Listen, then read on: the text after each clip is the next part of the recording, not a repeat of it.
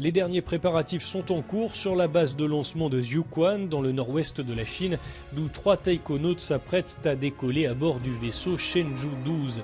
À cette occasion, nous avons rencontré l'astronaute français Michel Tonini, ancien directeur du Centre des astronautes européens, pour lui demander son avis sur le programme spatial chinois.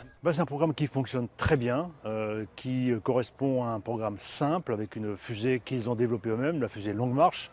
Le vaisseau Shenzhou, qui est un vaisseau qui ressemblerait un petit peu au vaisseau Soyouz, mais avec un module orbital qui est cylindrique au lieu d'être sphérique.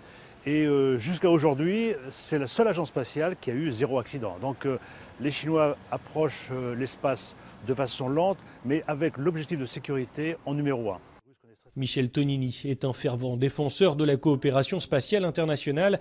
C'est en partie grâce à lui que l'ESA, l'agence spatiale européenne, est aujourd'hui un partenaire privilégié de l'agence chinoise, la CNSA.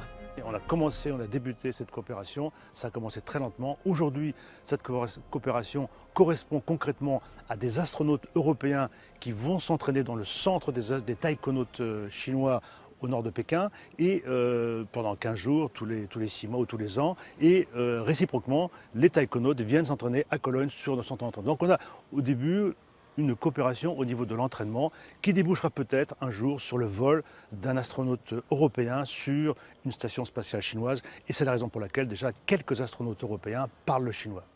Au fil des années, l'astronaute français s'est notamment lié d'amitié avec Liang Liwei, le premier taïkonaute à visiter l'espace en 2003, avec qui il partage les mêmes objectifs de progrès. C'est vraiment une communauté, on s'entend très bien tous ensemble, que ce soit russes, américains et chinois. On a vraiment un espace différent, d'entente complète, et on est un peu obligé parce que nous sommes les ambassadeurs de la paix, parce que nous avons tout intérêt à se protéger sur Terre, de manière à aller ensemble vers l'extérieur pour mieux connaître l'extérieur, mieux connaître la science et aussi pour mieux protéger la Terre. Donc ça, c'est un travail commun, tous ensemble, face à une menace extérieure qui est un astéroïde ou une connaissance intéressante. Par exemple, aller sur Mars, savoir pourquoi la vie a disparu sur Mars, c'est une connaissance qui est vraiment intéressante pour la Terre entière.